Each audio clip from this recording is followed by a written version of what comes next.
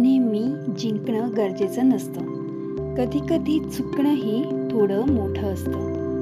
कधीकधी आपल्याला वाटतं की मी बरोबरच आहे, मग मी का झुकू? पण स्वामी विवेकानंद सांगतात, झुको केवल उतना ही जितना सही हो.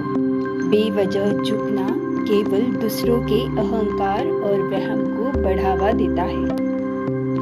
अर्थात जीवनात नम्रता असणं खूप महत्त्वाचं आहे, पण स्वतःचा स्वाभिमान गमावून नाही. जर आपण प्रत्येक वेळी कारण नसताना झुकलो तर लोकांना वाटू लागतं की आपल्याला काहीच कळत नाही.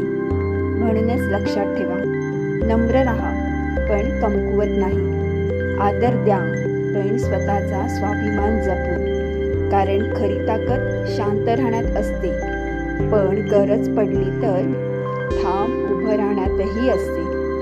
जर तुम्हाला असे मनाला जागं करणारे विचार आवडत असतील तर चॅनलला सबस्क्राईब नक्की करा आणि